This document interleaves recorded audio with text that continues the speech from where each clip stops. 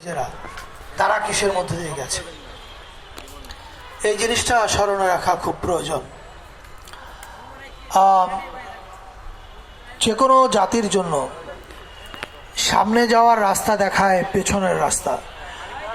পেছনের রাস্তাটা যদি আমরা সবসময় খেয়াল রাখি যে আমরা কোথা থেকে এখানে আসলাম, কেন আজকে আমরা এই 2024-এর এরকম একটা বড় গণ অভ্যুত্থানের মুখোমুখি হলাম, সাক্ষী হলাম, এইটা যদি আমরা খেয়াল রাখি এবং এর পেছনে 16 বছরে কী ছিল এটা যদি আমরা খেয়াল রাখি, তাহলে আমরা আমাদের সামনের রাস্তা খুঁজে পাবো যে সামনে কি কি করা যাবে না।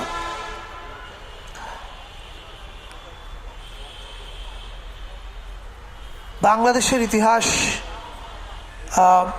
বা যে কোনো জাতির ইতিহাসই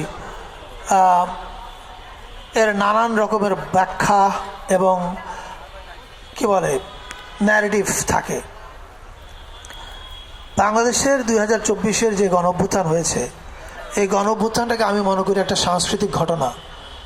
সাংস্কৃতিক ঘটনা বলতে আমি বোঝাতে চাচ্ছি যে এটা অফকোর্স একটা পলিটিক্যাল এক্সপ্রেশন ছিল গণ অভ্যুত্থান, কিন্তু এর ভেতরে যে ক্ষোভ ছিল সেই ক্ষোভ ছিল সাংস্কৃতিক ক্ষোভ।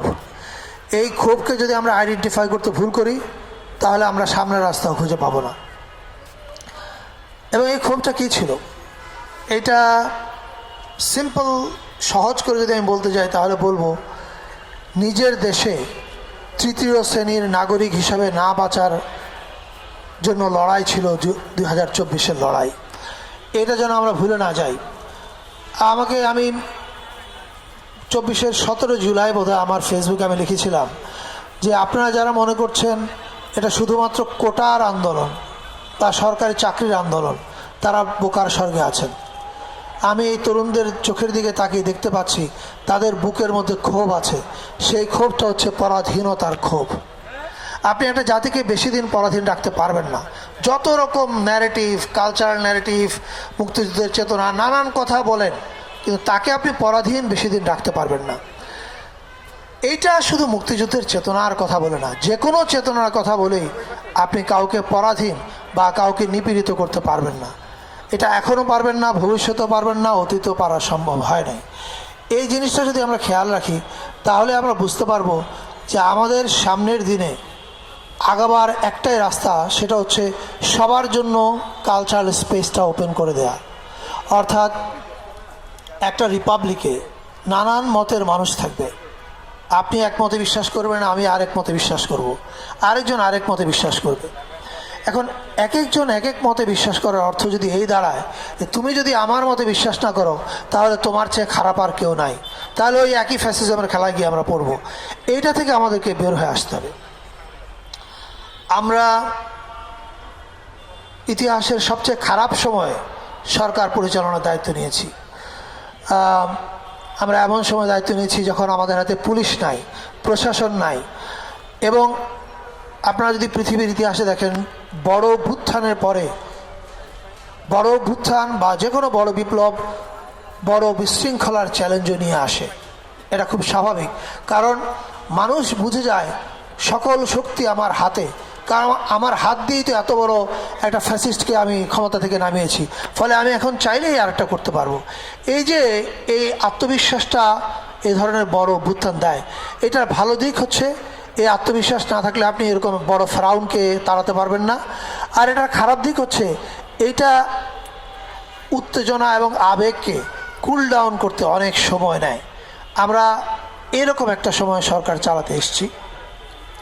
আমাদের অনেক ক্ষেত্রে ডেফিনেটলি ব্যর্থতা আছে, আবার অনেক ক্ষেত্রে সফলতা আছে। সেটা আমি মনে করি 10-15 বছর পরে ইতিহাস বিচার করবে যে আমরা আসলে কি করতে চেয়েছি বা কী করতে পেরেছি।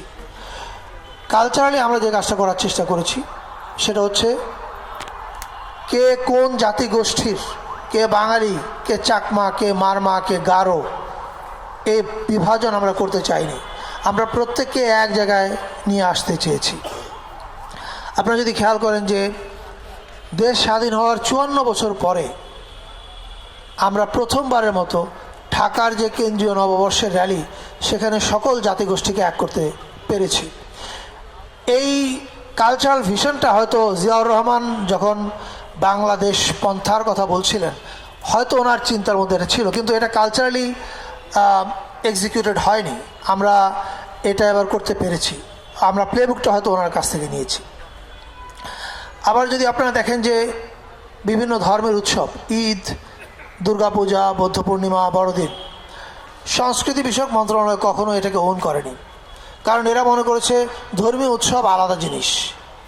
এই যে ধর্মীয় উৎসব আলাদা, এইটা আলাদা, দিস ইজ এ প্রবলেম। আপনি যখনই এই সেগ্রেগেশনগুলো শুরু করবেন তখনই সমাজের মধ্যে আপনি ক্ষোভ তৈরি হওয়ার স্কোপ দেন। আমরা এটাকে দূর করার চেষ্টা করেছি। আমরা বলেছি সকল জাতিগোষ্ঠী, সকল ধর্ম, সবার উৎসব, সব কিছু আমাদের। আপনারা জানেন যে এখানে আমি একটা ছবি দেখলাম, লালনের রক্তাক্ত দেহ। আমি ঠিক বুঝি না এই ছবিটার অর্থ কী। এই কারণে বলছি, বাংলাদেশ স্বাধীন হওয়ার পরে এবার সবচেয়ে বড় লালন উৎসব হয়েছে কুষ্টিয়ায়, 15 লাখ মানুষের উপস্থিতিতে, এবং দেশের 64 জেলায় একযোগে লালনের তিরোধান দিবস পালিত হয়েছে, যেটা বাংলাদেশের ইতিহাসে কখনো ঘটেনি, নেভার। আমরা রবীন্দ্রনাথ এবং নজরুল, এই দুইটা দিবস ছিল ক শ্রেণীভুক্ত জাতীয় দিবস। আমরা লালনকেও ক শ্রেণীভুক্ত জাতীয় দিবসে অন্তর্ভুক্ত করেছি। এটা আমরা অন্তর্ভুক্ত করার মাধ্যমে যে লালনকে অনেক বড় করেছি তা না, লালন নিজে বড়। এটা অন্তর্ভুক্ত করে লালনকে বড় করতে হয় না। যেরকম রবীন্দ্রনাথ বা নজরুলকে অন্তর্ভুক্ত করে তাদেরকে বড় করতে হয় না, এদেরকে অন্তর্ভুক্ত করার মাধ্যমে রাষ্ট্র বড় হয়, রাষ্ট্র উদার হয়, রাষ্ট্র তার স্পেসটা অনেক চড়া করে দেয়। আমরা সেই কাজগুলো করার চেষ্টা করেছি, কিন্তু অবশ্যই বাংলাদেশকে আরও বহুদূর যেতে হবে যদি আমরা সত্যিকারের একটা টলারেন্ট ইনক্লুসিভ স্পেস তৈরি করতে চাই। আমি বিশ্বাস করি ডেমোক্রেটিকলি ইলেক্টেড হয়ে যারা আসবেন পরবর্তী সরকার পরিচালনার দায়িত্বে, তারা এই ধারাটা অব্যাহত রাখবেন। আমি শেষ করব শুধু একটা কথা বলে, আমাদের জুলাই পুনর্জাগরণ অনুষ্ঠান মালায় সারা দেশে আমরা নানান রকমের অনুষ্ঠান করেছি, গান, বাজনা, চলচ্চিত্র প্রদর্শনী, অনেক কিছু।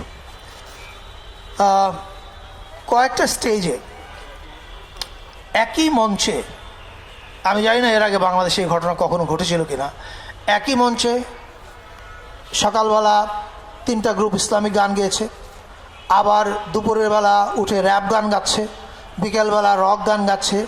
এই যে ইসলামী গান, র্যাপ গান, রক গান, নজরুল, রবীন্দ্র, সকল কিছু এক মঞ্চে আমরা উদযাপন করতে পারি, এটা আমি মনে করি বাংলাদেশের ইনক্লুসিভ কালচারের একটা পথরেখা হয়ে থাকবে, এবং পরবর্তী সরকার এখান থেকে কিউ নিয়ে তারা তাদের কালচার পলিসিটা সেট করবে বলে আমি বিশ্বাস করি। আপনাদের সবাইকে ধন্যবাদ। কবিতা উৎসবের সঙ্গে যারা জড়িত আছেন তাদের সবাইকে ধন্যবাদ এই আয়োজনের জন্য। ভালো থাকবেন সবাই।